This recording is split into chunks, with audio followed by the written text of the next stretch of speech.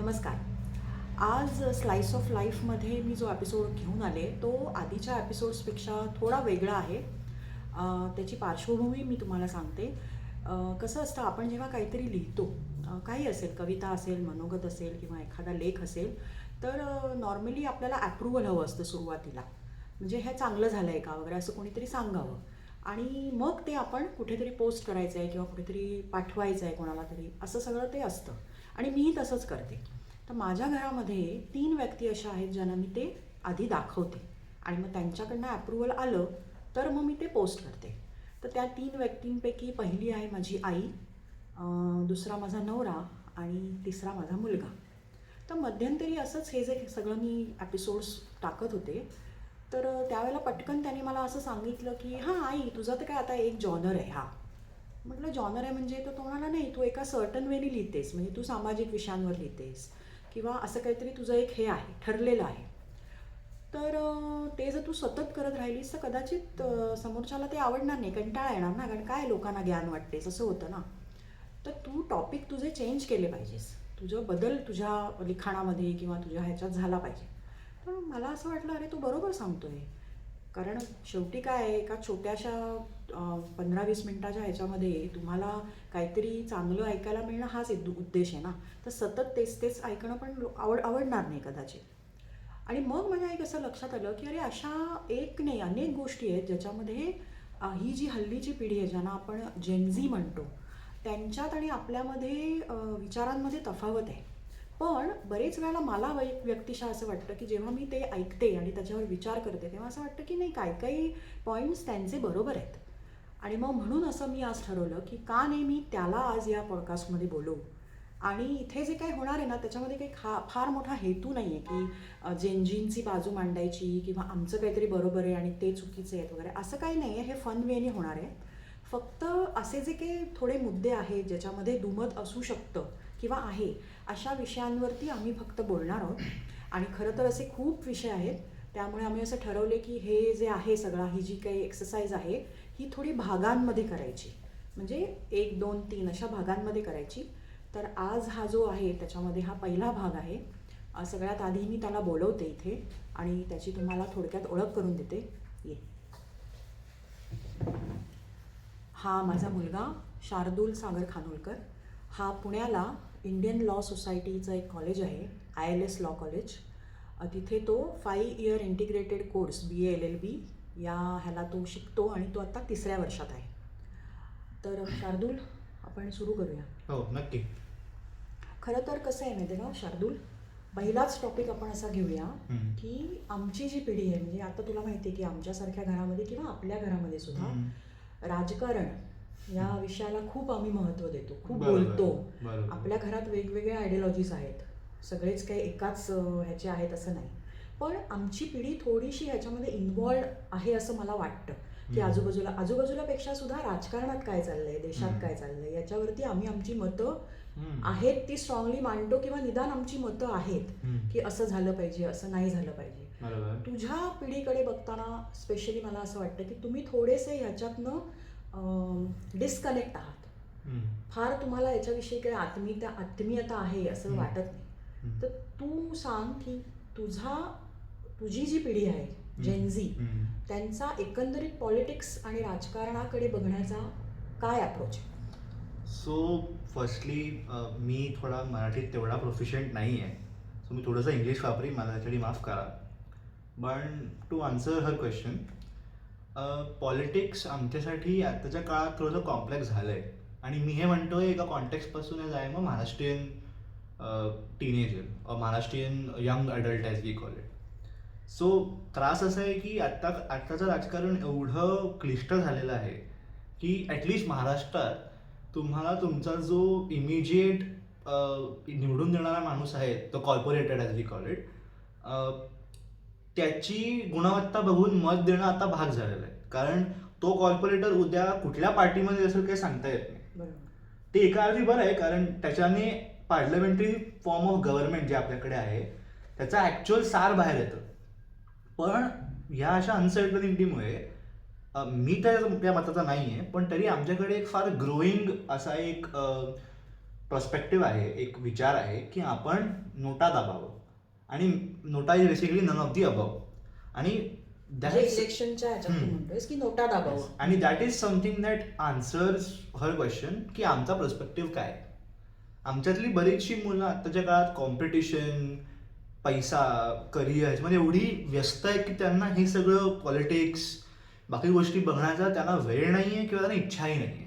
ती पहिली गोष्ट.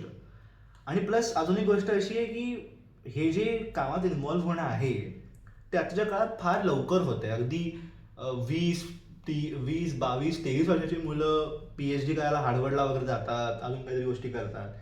सो तसं असल्यामुळे तो एक पर्स्पेक्टिव्ह आहे. पण आय एम शुअर आमच्या आधीचे पण लोक असे असतात ज्यांना एवढा वेळच नाही की ते पॉलिटिक्स बघू शकतील. दुसरा असा एक गट आहे, त्याचा इंटरेस्ट फार आहे. पण considering the endless cycle of corruption, problems, mismanagement, system based issues, red taping आम्ही म्हणतो लॉमध्ये, because of all those things आमचं असं होतं की मी का देऊ लक्ष. एवढं कॉम्प्लेक्सिटी आहे, एवढे प्रॉब्लेम्स आहे आणि the fun fact is there is no solution which is available to us as individuals.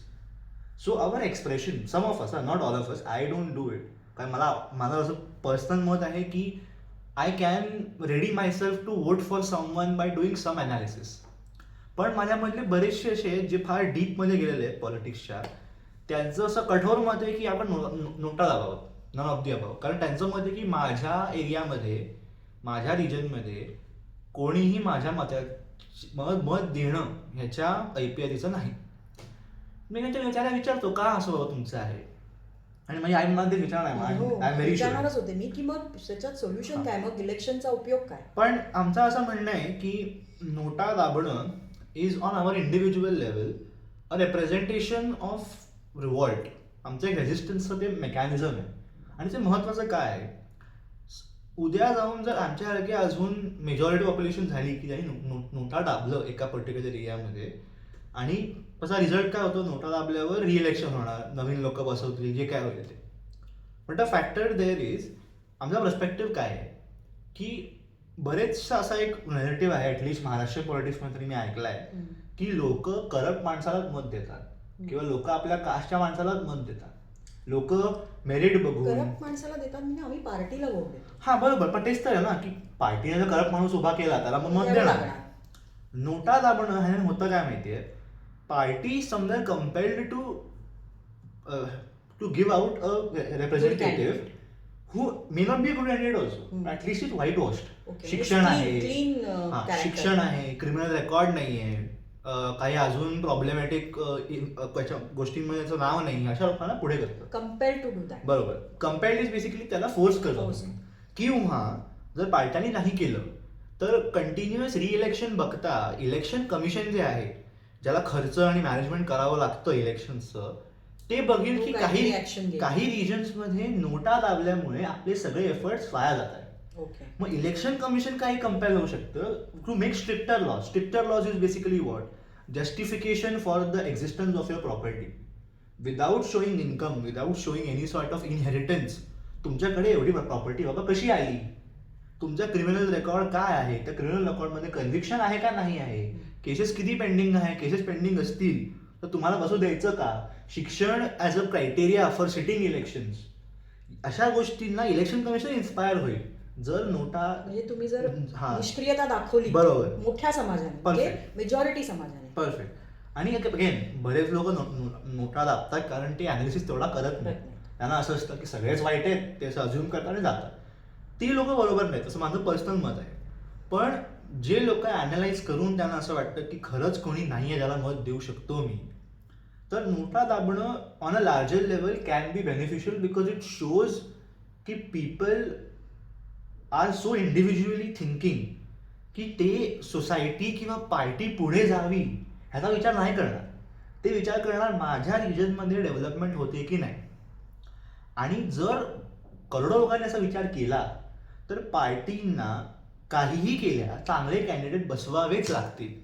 They cannot just put out a face, a charismatic face to काय म्हणूया compel people to vote for anybody.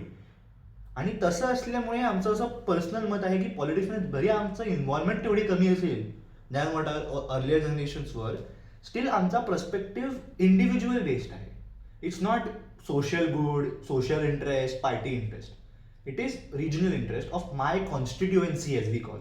तसं आमचं हे आहे, असं माझं clear मत. म्हणजे तुझं असं म्हणणं आहे की नोटा दाबल्यामुळे एक असा काळ येईल कधीतरी की जिथे मग जे उभे करणारे पार्ट्या आहेत किंवा जे इलेक्शन घेणारी बॉडी आहे त्यांना कुठेतरी जाऊन असा विचार करावा लागेल की जर एवढा एफर्ट केल्यानंतर, कारण इलेक्शन घ्यायचं म्हणजे खूप खर्च, मॅनपॉवर आहे, तर ते वाया जाऊ नये म्हणून तरी निदान मग चांगले कॅन्डिडेट आपल्याला मिळतील. आणि आमचा पर्स्पेक्टिव्ह हा पण नाही आहे की इलेक्शन झाल्यावर रिइलेक्शन होईल. आमचं पर्स्पेक्टिव्ह काय आहे, जर पार्टी आणि इलेक्शन कमिशनला दिसलं की a sizeable amount of people are clicking NOTA, then by the fear की इव्हेंच्युअली रिइलेक्शन होईल, बाय द फिअर की या रिजनमध्ये कोणीही बसवून चालणार नाही, ते जर भीती आहे ना जी निर्माण होईल इलेक्शन कमिशन आणि पार्टीज मध्ये, तेवढीच येणं असं चांगला कॅन्डिडेट बसवायला, असं आमचं क्लिअर मत आहे. अगेन केवढं सक्सेसफुल होईल केवढं नाही होणार is a very different factor. आणि दुसरं मी आणखीन एक सांगू शकते की आम्ही जे इथे बोलतोय ना ते थोडंसं आमची मतं किंवा त्याचे मित्र, तो ज्या लोकांमध्ये वावरतो त्यांची आहेत, असं नाही की ती सगळ्यांचीच असली पाहिजेत. एक फक्त चर्चेच्या स्वरूपात ते तुमच्यापर्यंत पोहोचवतोय एवढाच त्याच्या मागे आहे. एकच रिइटरेशन आहे, मी नोटा दाबण्याच्या विरुद्ध आहे असं माझं पर्सनल मत आहे. मी करतोय काय, फक्त एक वेगळा पर्स्पेक्टिव्ह जो एक्झिस्टंट आहे यंग माइंड्स मध्ये जे पॉलिटिक्स अनालाइज करतात तो मी सांगतोय. कारण माझ्या 2-3 मित्रांचा हा पर्स्पेक्टिव्ह आहे आणि त्यांचं मत जरी मला पटलं नसेल तरीही अकॉर्डिंग टू मी त्यांचं मत चुकीचं नाही. आता पुढच्या एका विषयात बोलूया जिथे थोडंसं मलाही कधी कधी ह्या गोष्टी जाणवतात, तुझ्याकडनं नाही पण तू तर त्याच्यात येतोच, पण आणखीनही काही असे तुझ्या बाजूबाजूची लोक की आमची पिढी कशी होती माहितीये की आमच्या ज्या आधीचे पिढीतले लोक आहेत त्यांच्या काही सगळ्या गोष्टी आम्हाला पटत होत्या असं नाही, पण तरी सुद्धा आम्हाला असं शिकवलं गेलंय, आमच्यावर असे संस्कार आहेत की चुकीचं जरी असलं तरी त्याला वयाचा मान हा आपण दिला पाहिजे. आणि तुमच्या पिढीमध्ये मला ते थोडंसं कुठेतरी कमी वाटतं. म्हणजे तुम्ही एल्डर्सला रिस्पेक्ट देत नाही असं मला म्हणायचं नाही, पण आम्ही जसा देत होतो इरिस्पेक्टिव्ह ऑफ त्यांचं चूक किंवा बरोबर, ते मला थोडंसं तुमच्याकडे नाही असं वाटतं. ते खरं आहे का, आणि असेल तर त्याचं कारण काय? बघा, आमच्याकडे मजा अशी आहे की आम्हाला ज्यांनी वाढवलं ते तुम्हीच आहात. तुम्ही तो एक्सपिरियन्स, आम्ही ऍक्च्युअली एक्स जनरेशन मिलेनियल्स, म्हणजे तुमचे पॅरेंट्स जे काही टर्मिनॉलॉजी असते, बरोबर, तुम्ही जे बघितलंय, तुम्ही सोचलंय ते तुम्ही ट्राय तरी करता की आमच्यापर्यंत येऊ नये. याच्यामुळे होतं काय, जेवढं मी बघितलं माझ्या स्वतःच्या जळणघडणी मित्रांच्या वाढवण्यात, की आमच्या जनरेशनला फ्रीडम दिलाय ऑफ चॉईस. करिअर कुठलं चूज करावं, लग्न कोणाशी करावं, लग्न कधी करावं, कुठे जाऊन शिक्षण घ्यावं, कुठल्या प्रकारचं शिक्षण घ्यावं, सगळं आम्हाला तुम्ही अलाउ केलेलं आहे. ते अलाउ केल्यामुळे आमच्यात असा एक हे की we can take our decisions on our own, पहिली गोष्ट. दुसरी गोष्ट इज, आत्ताच्या काळात कसं होतं, आधी कसं होतं, experience was the very very important source of information. की माझा जो अनुभव आहे त्या अनुभवावर मला जग समजतं आणि त्याप्रमाणे मी वागतो. त्यावेळेला काही इंटरनेट नव्हतं ना, काही पेपर, खूप जोरदार पेपर होते, इंस्टाग्राम, युट्यूब, रेडिट काय नव्हतं, बरोबर. आमच्या याला कसं झालंय, आम्हाला जर जगाबद्दल माहिती घ्यायची असेल तर आमचा एक्सपिरियन्स हा एकच सोर्स आहे. त्याच्याऐवजी alternative sources like even something as small as a Instagram reel, ते एकदम एक रिसर्च पेपर जो जर्नलमध्ये पब्लिश्ड आहे, एवढा वाईड रेंज ऑफ सोर्स आमच्याकडे आहे जग समजण्यामध्ये. इन्फॉर्मेशन अवेलेबल आहे परफेक्ट जास्त प्रमाणात. मग तसं असल्यामुळे होतं काय, एक सेन्स ऑफ इंडिपेंडन्स जे आमच्या पॅरेंट्सनी आमच्यामध्ये इम्बाईब केलं, plus the information that we have on our hand, we can think for our self. Maybe ते अनकंडिशनल एक्सेप्टन्स तुमच्या एल्डर्सचं तुम्हाला जे होतं, that was somewhere sourced out of the fact that तुम्हाला जग माहिती नव्हतं. सो तुम्ही भीती असेल, रिस्पेक्ट असेल किंवा जेन्युइन रिझनिंग असेल, ह्याच्यावर तुम्ही जायचात की बाबा तो जे म्हणतो ते बरोबर आपण धरूया. नाही, तेव्हा आणि आम्हाला चूक वाटत असलं तरी आम्ही बरोबर तेच, ते मला आता दिसत. पण द थिंग इज व्हॉट, आमच्याकडे कसं आहे, जरी आम्हाला चूक वाटत असेल, वी कॅन व्हेरीफाय इट, चूक आहे का नाही. आमच्या ओल्डर जनरेशन्सकडे रिसोर्सेस नव्हते व्हेरीफाय करायचे की एक पर्टिक्युलर गोष्ट जर तो म्हणतोय ती बरोबर आहे का चूक आहे. आता समजा सिम्पल एक्झाम्पल, समजा मला कोणी म्हणालं की इटलीचं कॅपिटल पोर्तुगाल आहे, थोडं रिडिक्युलस एक्झाम्पल आहे पण समजा कोणी म्हणालं, मी आम्हाला फोन घेईन त्याच्यावर टाईप करीन इटलीचं कॅपिटल काय, रोम. सिम्पल. आधी कसं होतं, 10 लोकांना विचारा, कोणाला माहितीच नसेल तर लायब्ररीत जाऊन बघा, कोणीतरी एल्डर सांगणार आणि कोणतरी एल्डर सांगणार, बरोबर. नाही पण हे एक मान्य आहे मला शार्दूल, पण रिस्पेक्टचं काय. हां, तर बेसिकली कसं आहे, आमच्या जनरेशनचा मेन प्रॉब्लेम काय आहे, इंडिपेंडन्समुळे जे दिला तुम्ही, मग होतं असं एक इंडिपेंडंट विचारधारा बाहेर पडते, आणि मग होतं काय, respect is not given, it's earned. हां, आणि तो आमचा मेन पर्स्पेक्टिव्ह आहे की समोरच्याने तो अर्न केला पाहिजे. सो तसं पण नाही आहे. आम्ही तुम्हाला इनिशियल रिस्पेक्ट देऊ, आम्ही सगळ्यांना देतो. लहान अगदी 10 वर्षाचा मुलगा जरी असेल, तो जर मला काहीतरी चांगलं सांगून गेला तर त्याला पण देणार नाही, असं नाही देणार. आता असे लोक आहेत कोणाला देणार नाही, पण ते सगळीकडे आहे, ते सगळ्या जनरेशन मध्ये. पण फॅक्टर काय होतो, मग नाव seniority which was a representation of understanding the world in your time is now not the representation of understanding the world. Age is just a number. 15 वर्षात एक मुलगा PhD होऊ शकतो, 40 वर्षात एक माणूस PhD होऊ शकतो आत्ताच्या काळात. एवढे रिसोर्सेस एवढा बदल झालेला आहे. मग आता मग what is the metric of understanding the world? Reasoning, बरोबर, ऑब्झर्वेशन, तुमचं कारण. थोडक्यात काय, तर आउट ऑफ रिस्पेक्ट फक्त तुम्ही समोरच्याला बरोबर किंवा चूक म्हणणार नाही, आणि तो कितीही जरी तुमच्या मोठ्यापेक्षा मोठा असला तरी तो जर काही चुकीचा किंवा कदाचित तुम्हाला डिमीन करत असेल काही बाबतीत, तर तुम्ही ते रिस्पेक्टफुली त्याच्याशी वागणार नाही, कारण फक्त त्याचं वय जास्त आहे. आणि आमचं कसं होतं, आमच्यावर बरेचदा काही जुन्या पद्धती किंवा जुने विचार इम्पोज केले जातात, ते आम्हाला आवडत नाही. आता फॉर एक्झाम्पल खरं नाही, जे सोशली इथे बोलणं अप्रोप्रिएट असेल, पण माझं बेसिक आयडिया अशी असते की आमचे जे विचार आहेत ते आमच्या एक्सपिरियन्सने आलेले आहेत. त्या एक्सपिरियन्सला डिसरिगार्ड करून जेव्हा कोणी मोठा माणूस आम्हाला म्हणतो की तुम्ही जे बघितले ते काय बरोबर नाही, मी सांगतो तेच, तर ते जेव्हा म्हणता तुम्ही तेव्हा आम्हाला एक कारण द्या. सो बेसिकली माझा पॉईंट काय आहे, if anybody wishes to have respect from us, they have to treat us like humans who think. तुम्हाला आम्हाला परसुएड करावं लागेल, तुम्हाला आम्हाला समजवावं लागेल. तुम्ही आम्हाला तुमचं एज, तुमचं इगो, तुमची सिनियरिटी ह्याच्या बेसिसवर तुम्ही आम्हाला पटवू शकत नाही एका गोष्टीबद्दल. You have to give us something. And again this is just a ideal frame that I am putting forward. अशी बरीच लोक आहेत जी रिझनिंग देऊन पण आपल्या पॉईंटवरून हटणार नाहीत, पण दीज पीपल आर कॉमन. आणि बरेचदा काय होतं, बरेचदा हे पण खरं आहे की आमच्या ओल्डर जनरेशनला जस्टिफाय करता येत नाही गोष्टी, म्हणजे त्या बरोबर असतात. हां, मला तुला तेच म्हणायचं आहे की मी तुझ्याशी आर्ग्यू नाही करू शकत या विषयावर, पण तरीही माझा सल्ला तुला असा असेल की शक्यतो जे कोणी एल्डर्स आहेत त्यांना निदान वाईट प्रकारे डिसरिस्पेक्ट करून त्यांच्या चुका सांगू नका, पोलाइटली बरोबर थोडंसं त्यांच्या कलाने जाऊन त्यांना सांगा. आणि तरीही जर समोरचा माणूस विचित्र वागत असेल तर इग्नोरन्स हा बेस्ट वे आहे, त्याचं डिसरिस्पेक्ट करणं हा मार्ग नाही. आणि ऑल्सो कसं होतं, मला हे मान्य आहे की बरेच समजावणं कठीण असतं, कारण जे सोसले ते सोसले, सांगता येत नाही. बरोबर. पण कसं होतं त्या ह्याच्यामध्ये कसं आहे, तुमची generation was okay with taking the risk की मे बी मी काही चुकीचं करतोय, पण या माणसाने काहीतरी बघितलंय म्हणून मी एक्सेप्ट करतो, त्याचं मी ऐकतोय. आता त्याचे बेनिफिट्सही आहेत, तोटे आहेत. आमच्या पिढीने हे तोटे भोगलेले आहेत. सगळ्या गोष्टी आमच्या आधीच्या जनरेशनच्या चूक की बरोबर हे न ठरवता, म्हणून तर तुला आज दिसत असेल बघ की आमच्या जनरेशनमध्ये बऱ्याच लोकांना करिअरच्या या टप्प्यावर येऊन पण फ्रस्ट्रेशन्स आहेत की मी ते केलं असतं मागे किंवा मी हे केलं असतं मागे, पण मग घरातलं प्रेशर होतं, मग असं होतं, मग आता ते कुठेतरी 40ला येऊन मग आता नव्याने छंद जोपासायला सुरुवात करतात वगैरे. म्हणजे थोडक्यात तुम्हाला हे असं यायचं नाहीये 40-45. तो एकच फॅक्टर नाही आहे. फॅक्टर कसा आहे की आता आम्हाला असं वाटतं की आमच्या एल्डर्सला माहिती आहे, ऑब्व्हियसली आम्हाला अगदी घड्या वाचण्यात समजण्यापासून सगळं त्यांनी शिकवलेलं आहे.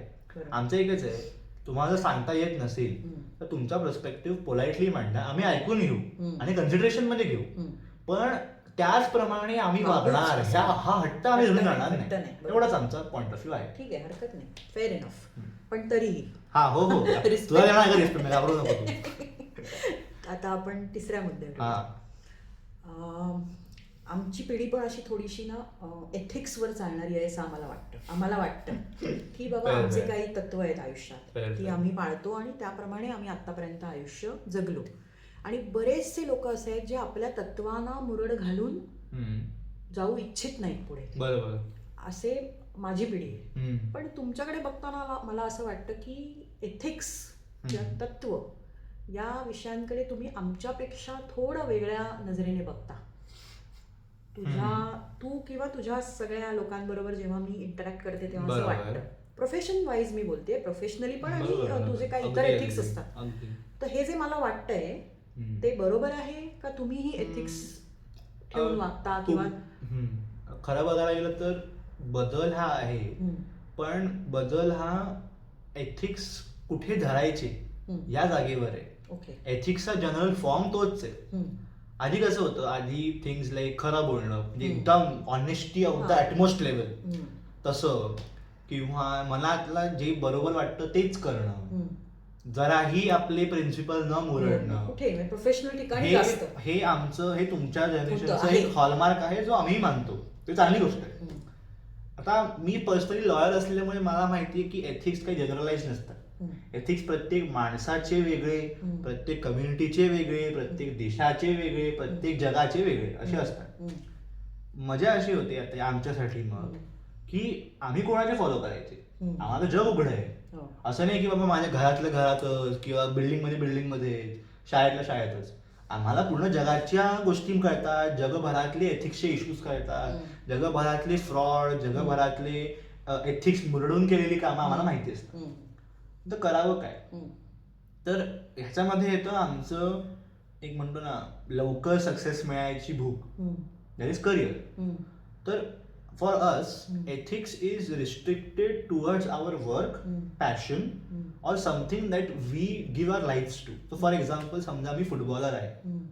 जर मी फुटबॉलर आहे, माझे एथिक्स, माझं तत्वज्ञान, माझी ऑनेस्टी त्या पर्टिक्युलर जागेशी रिस्ट्रिक्टेड असणार. मी फुटबॉल खेळताना एकदम चोख वागणार, बाकी दुनियाचा मला फरक पडत नाही, असं माझा पर्स्पेक्टिव्ह असतो.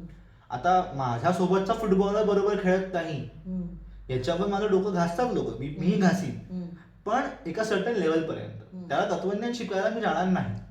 आणि थोडक्यात तुझं हे फुटबॉलचं जे आहे ना ते तू कॉर्पोरेट मध्ये पण बरोबर ते लागतं. मी फुटबॉल माझं काम करतोय, त्याला करेक्ट करायचं माझं काम नाही. आणि कसं होतं ना ह्याच्यामध्ये एक तोटा काय येतो की तसं तर तुम्ही करायचा की बाबा सगळ्यांनी रूल फॉलो केले पाहिजे, बरोबर.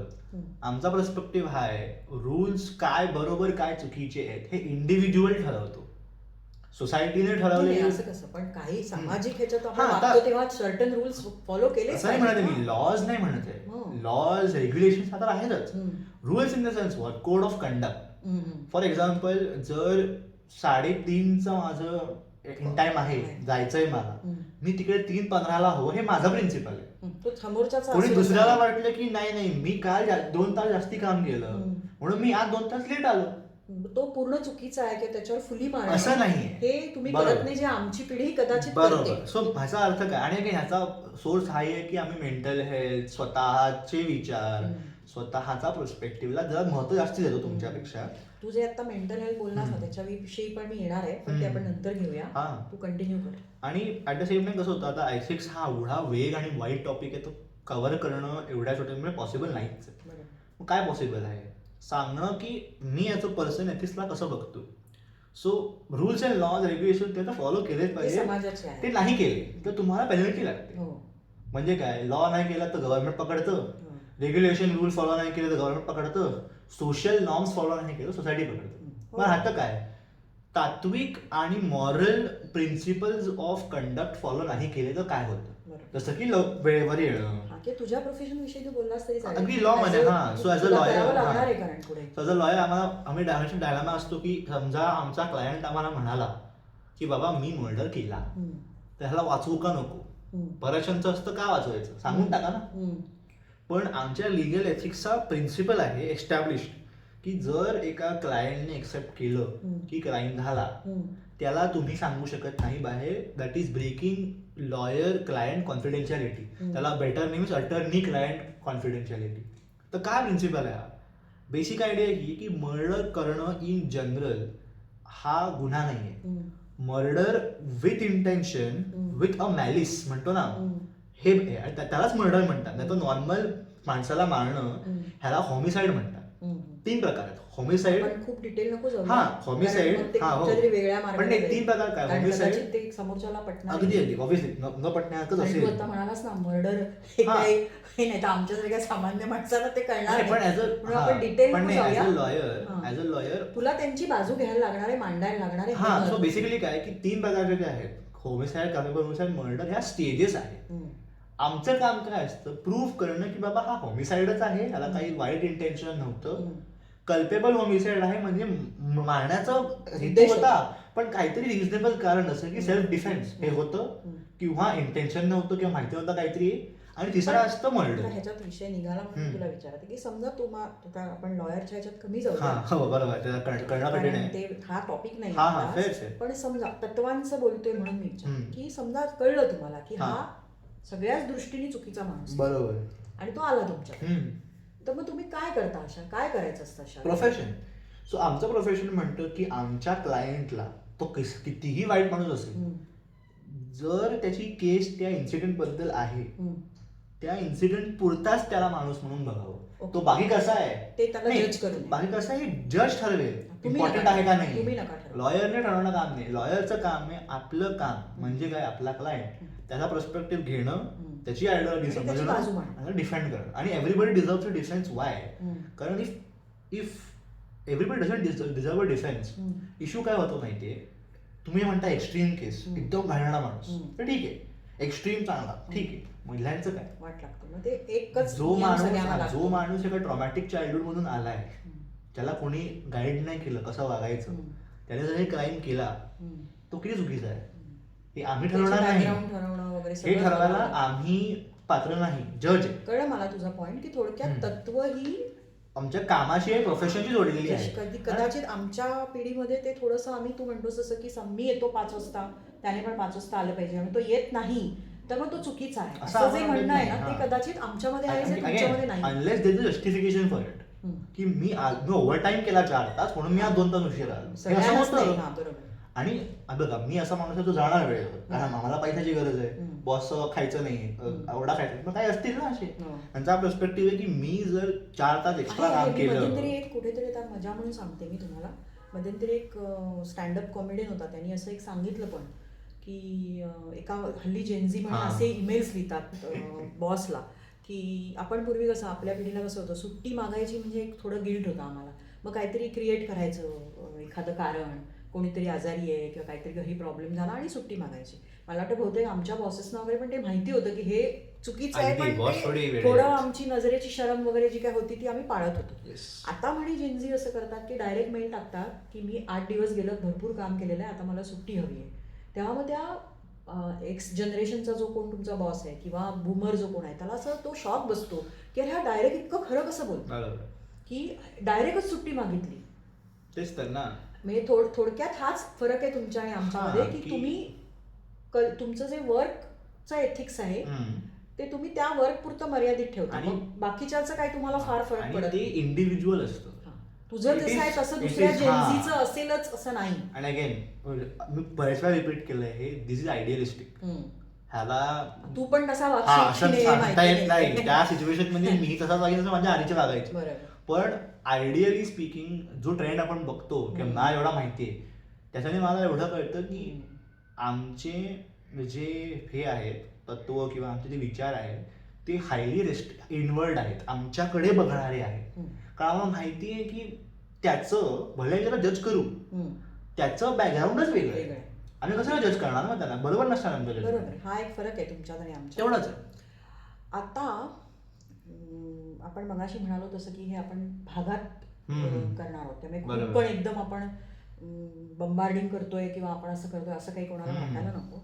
तर आपण आजच्या या जे काही आपण ठरवलंय बोलायचं त्यातला शेवटचा टॉपिक, अजून तुला माहिती आहे अजून खूप टॉपिक्स आहेत आपण काढलेले आणि आपण ते करणार आहोत पुढे, पण आज मी शेवटचा टॉपिक घेते जो थोडासा तुम्हाला माहिती नाही तुझं कसं काय त्याच्यावरती तुझे आहे, पण हल्लीची पिढी हम्म. ही आम्ही ज्या गोष्टींकडे चुकीच्या संपूर्ण अशा बघत होतो, म्हणजे जसं की कुठलंही व्यसन घे, दारू पिणं, सिगरेट ओढणं, किंवा आता तुमच्या काळामध्ये तर ड्रग्स, ज्याची आम्हाला ऐकून पण भीती वाटते, जे काय हल्ली चालतं आजूबाजूला.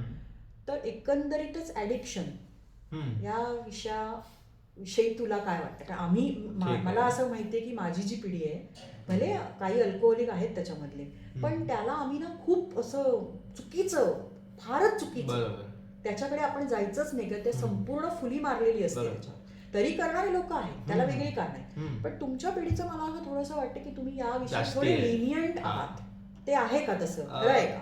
बघा, आता आमच्या पण जनरेशन मध्ये तुमच्या आधीच गट आहेत. एक असे ज्यांनी पूर्ण फुल्ली मारली आहे, म्हणजे अजिबातच तिकडे नाही. एक असे जे थोडं थोडं करतात, तिकडे ऍडिक्ट नाही, ते त्याला म्हणतात सोशल ड्रिंकर. आता मला माझ्या आजोबाने सांगितलेलं की बाबा, सोशल ड्रिंकर आणि ड्रिंकर मध्ये फरक काय आहे. तर सोशल ड्रिंकर ओकेजनला पितो आणि ड्रिंकर रोज पिऊन घरी येऊन धिंगाणे घालतो. आणि प्रॉब्लेम काय होतो, आपल्याकडे इनिशियली तुमच्या जनरेशन्स मध्ये सोशल ड्रिंकर थोडे कमी होते. वाईट प्रतीची स्वस्त दारू पिऊन घरी येऊन तमाशे करणं, त्या ट्रेंडमुळे दारू पिणाऱ्या इन जनरल सगळ्यांचाच वाट लागली आणि आमच्या मनात एक भीती बसली. बरोबर आहेच. आणि बघा कसं होतं, व्यसनं, drugs, what ever it is, ते सगळंच एकंदरीत सायंटिफिकली प्रूव्हन आहे की ते हार्मफुल आहे हेल्थला. त्याला काही जस्टिफिकेशन नाही, जस्टिफिकेशन नाही. पण तरी एक पर्स्पेक्टिव्ह की वाढलं काय तर मी समजा सांगतो. बेसिक कारण मी बघतो माझ्या कॉलेजमध्ये, बाकीच्या जागेंवर, की ट्रेडिशनल सपोर्ट सिस्टम जे आहेत, म्हणजे मी आपण म्हटलं आता एल्डर्सला रिस्पेक्ट थोडा वेगळा, पॉलिटिक्समध्ये एवढं इन्व्हॉल्वमेंट नाही, एथिक्समध्ये पर्सनल. सो कसं होतं ना, या सगळ्यांनी एक आयडिया येते की जेनझीज इंडिव्हिज्युअली राहतात, एकटे. they are individual personalities. They are not a part of, let's say, joint family or a integral part of a family in general. So होतं काय, जर एक्स्ट्रा एफर्ट नाही घेतले गेले कोणाकडून, सगळ्यांकडूनच, मुलांकडूनही, घराच्यांकडूनही, इव्हन तसं कशा मित्रांकडूनही जर नाही घेतले गेले तर होतं असं की मुलं ह्या सगळ्या गोष्टींकडे लीन करतात फॉर सपोर्ट.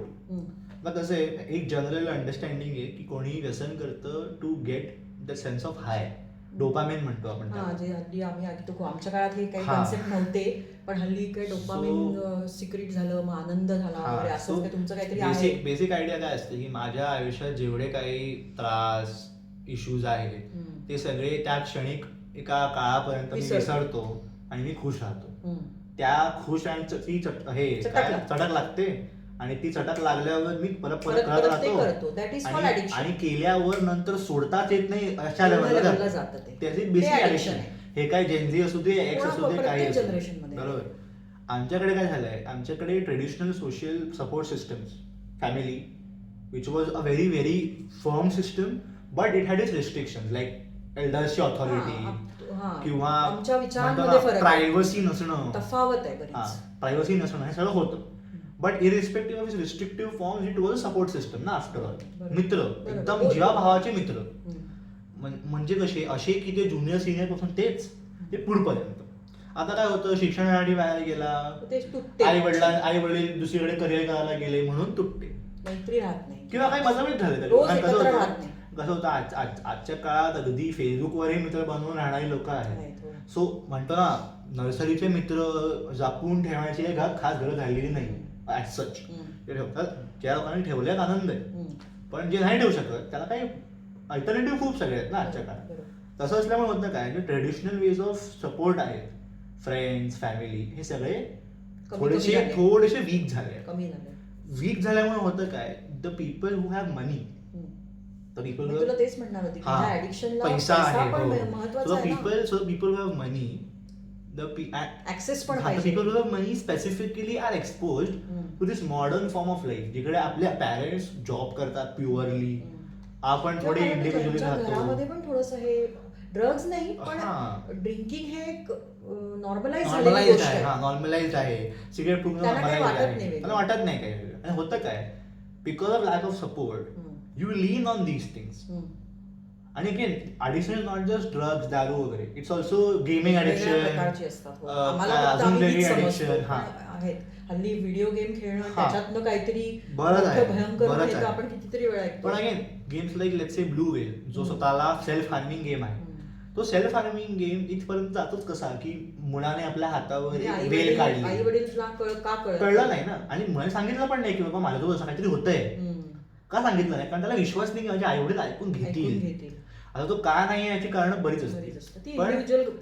पण बेसिक आयडिया काय, जेवढं मला कळतं, ज्या रेस्ट्रिक्टिव्ह सपोर्ट सिस्टम्स होत्या आधी, ज्या आमच्या आणि तुमच्या जनरेशनने ट्राय केल्या आहेत त्यांचे काही रेस्ट्रिक्टिव्ह भाग तोडायला, ते तोडल्यामुळे त्यांची इन जनरल इंटेग्रिटी थोडी कमी झाली आहे.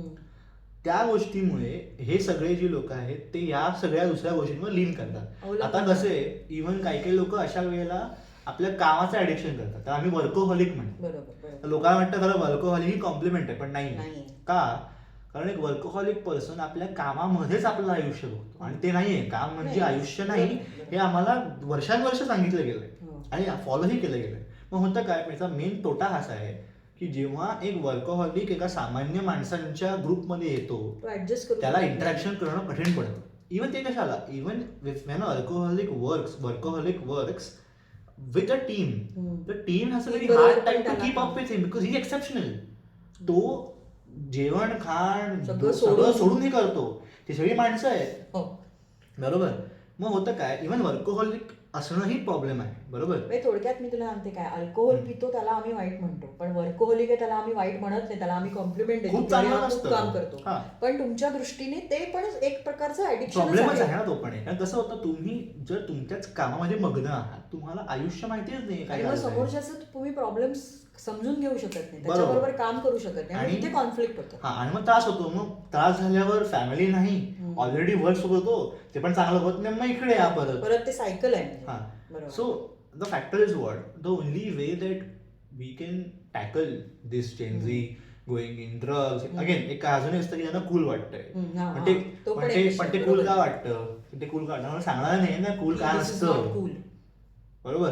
जर मी उद्या जाऊन समजा स्मोकिंग करायला लागलो, माझे आई वडील मला मारणार, मला 100% माहितीये. आई वडील जाऊ समजा मी आई लपवलं, माझे मित्र मला येऊन मारणार कुत्र्या तुझ्या मारण्यापेक्षा म्हणजे तुझ्या मागे असं काहीतरी आहे की जे तुला ह्याच्यासाठी टोकणार, बरोबर. की मला ते लोक खडसावून सांगणार की हे चुकीचं आहे, करू नकोस. त्यांच्याकडे नाहीच आहे, ते बिचारे ते काय करणार, त्यांना तू हाय आवडतो, आफ्टर ऑल फिजिकल बॉडी आहे, कोणी सांगणार नाहीये, कोणी हात पकडून नेणारा नाही की हे करू नकोस चल, कोणी नाही. आणि बरेचदा मित्रच असे असतात, तर काय करणार, तुमचे सराउंडिंग पण बरोबर, काय करणार. मग अशा वेळेला काय होतं, जेव्हा there are no traditional support systems, we have to somewhere find ways in which support is given. For example त्या ट्रेडिशनल सपोर्ट सिस्टीम तुमच्या जेनझीनीच थोड्याशा लांब ढकलल्या आहेत असं नाही का वाटत तुला? पण असतील, पण द थिंग इज व्हॉट ना, ट्रेडिशनल सपोर्ट सिस्टमचे तोटे जे होते ते काढायला आम्ही त्या लांब पाठवल्या. प्रॉब्लेम असा आहे, आम्ही आमच्यामधल्या बऱ्याचशांनी हा विचारच केला नव्हता की लांब पाठवल्यावर आपलं काय होईल. कसं असतं, कुठल्याही सपोर्ट सिस्टमचा एक फायदा आणि तोटा असतो. ते फायदे अॅक्नॉलेज न करणं ही आमची चूक आहे, मी मानतो. पण ते तोटे चुकीचे आहेत हे सांगणं आमचा चूक नाहीये, ते बरोबरच आहे. ते तोटे घालवायला एफर्ट घेतला पाहिजे सगळ्या सोसायटीने घेतला पाहिजे, बरोबर. पण आमचं एक चुकलं की आम्ही अल्टरनेटिव्ह नीट शोधले नाही. आणि कसं अजूनही अशी मुलं आहेत जेनझी मध्ये ज्यांना आवडत नाही, दारू सिगरेट ड्रग्स यूज करणं आवडत नाही. उलट आता एक नवीन ट्रेंड मी ऐकते की हल्ली मुलं हेल्थ कॉन्शियस आहेत म्हणून का असे ना, किंवा स्वतःला बिल्ड करायचंय, चांगलं दिसायचंय म्हणून असे का, पण काहीतरी चांगल्या रिझनने असे का ते त्याच्यातनं परावृत्त होत आहेत. आता हे मोठे मोठे हिरोज आपण बघतो की कोणी ड्रिंक पित नाही, कोणी ड्रग्ज घेत नाही, लवकर झोपतात, सकाळी लवकर उठतात. हा जो काही ट्रेंड आहे ना तो आता तुमच्यामध्ये यायला लागलाय हळूहळू, बरोबर. रिझन काय असतो, आणि तसं असल्यामुळे होतं काय माहितीये, अगेन इन्फॉर्मेशनचा नीट आणि चांगला वापर केल्याचा फायदा येतो.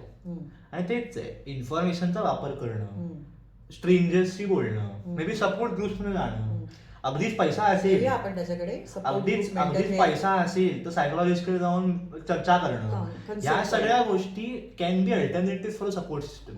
The only factor is what, as Gen Zs we somewhere need to be a bit open to it. आम्ही जर अति इंडिव्हिज्युअल राहायला लागलो, विचार करणं बरोबर आहे, पण अगदी इंट्रोवर्ट आणि शेवटी सिक्युरेटेड माणूस राहणं हा सोशल अॅनिमल social प्राणी आहे. आहे. हेच सत्य आहे. आणि होतं कसं आहे ती सोशॅलिटी मेंटेन करणं हे आमच्यामधल्या काही गटाला जमत नाही. हम्म. आता तो झाल्यावर ड्रग्स ऍडिक्शन दारू ठीक आहे, जातात. स्पेशली पैसा असेल हा, ते तर मेन फॅक्ट आहे. तर वाढतो. आणि वाढते कसं असतं जे टॉप क्लासचे लोक करतात ते खालचे Follow लोक इमिटेट करतात. करायला बघतात. Follow करतात. म्हणजे माझ्याकडे आज पैसा नाही, हे प्रत्येक पिढीत आहे हा. हे काय उद्या फक्त उद्या आला Gen Z पैसा, नाहीये. उद्या पैसा आला, काढली वाईन काढली, दारू काढली, पेली. काय मला होतं की मला ते लोक करायचे, मला पण करायचं. बरोबर. सो तसं असल्यामुळे होतं काय, after all we have to find alternative. ते कसे फाइंड करावे, काय करावे हे मला तर माहिती नाही. सुदैवाने माझ्याकडे थोडेफार आहेत, हम्म. ते मी वापरतो. घरात पण फॅक्टर कसं आहे की finding no support systems and helping Gen Zs to find no support systems is the only way to solve it. सोसायटीचं काम आहे. नाही, सोसायटीचं पण नाहीये. समजा तुमचा कुठलाही एक मित्र, तुमचं मूल, तुमचा भाऊ, तुमची सिस्टर जर असं काहीतरी करते, तुम्हाला माहितीये की ह्याच्या आहारी जाऊन तिचं काही चुकीचं होतंय किंवा होईल, तुम्ही तर इंटरप्ट केलं तुमचं काहीतरी काम आहे ना की तुम्ही इंटरप्ट करावं. Interrupt करा. सोसायटीला एवढा वेळच नाही की सगळ्या गोष्टीमध्ये जाईल. बरोबर. इंडिव्हिज्युअल फॅमिली असं युनिटचं रिस्पॉन्सिबिलिटी की मी घुसावं माझ्या मुलाच्या म्हणजे आयुष्यामध्ये आणि थोडक्यात मला बघावं. असं म्हणायचंय की ऍडिक्शन हम्म. हे काय तुम्ही सपोर्ट नाही करत ऍडिक्शनला, नाही, पण ते नाहीच. ऍडिक्शन कडे का जातो ह्याचं कारण आहे. रिझन शोधा आणि त्याच्यावर काम करा. बरोबर, तेवढं आहे. बरोबर, आता आपण जवळजवर 3-4 बरंच बोललो. टॉपिकवर बोललो. बरंच बोललो. बरेच टॉपिक म्हणजे मी तुम्हाला मुद्दाम सांगते की लग्न, हल्ली हल्ली लिव्हिंगच्याही पुढे गेलेत, सिच्युएशनशिप, बेंचिंग, मुलं, किंवा आणखीन काय वेगळे जर टॉपिक म्हणायचं गेलं तर नाही म्हणता येणं हा. एखाद्या गोष्टीला, असे खूप आहेत. अजून तर बोललेले आहेत. हां, तर आम्ही आज इथे थांबतो. Yes. पुन्हा एकदा मी तुम्हाला सांगते की ही एक फक्त चर्चा होती. आम्ही जे एरवी युजली कॅमेराच्या मागे बोलतो घरात आमच्या, त्याचे आणि माझे बरेच वेळा याच्यावरनं वाद पण होतात. पण मी तुम्हाला सांगते, वाद जरी होत असले तरी थोडा वेळ विचार केल्यानंतर जसं मला काही गोष्टी पटत असतील तसं मला माहिती आहे की त्यालाही मी जे सांगते ते काहीतरी कुठेतरी पटतं, Yes, हे yes. बरोबर आहे. शेवटी मध्यमार्ग काढून ही जनरेशन आणि ती जनरेशन असं आपल्याला जायचं आहे पुढे. आणि एक वेगळा मुद्दा माझा आणखीनही मी त्याला विचारणार आहे की त्यांच्या नंतरची जी जनरेशन आहे आता, अल्फा बीटा जे काय म्हणतात, त्याच्याविषयी आम्ही बोलणार आहोत, पण ते येणाऱ्या भागांमध्ये. पुढच्या पार्ट्समध्ये. आज आपण इथे थांबूया. Yes. आणि उद्या ह्याचा पुढचा भाग आम्ही नक्की पोस्ट करतो. थँक्यू. धन्यवाद. बस एवढा मोठं 40 मिनिटाचं बघायला पहिली गोष्ट मला माहिती आहे जाम अटेन्शन स्पॅन लागतो. आणि वेळ मिळाला सबस्क्राईब करा, फॉलो करा आणि आमचे एपिसोड जे तेही बघा. थँक्यू. थँक्यू.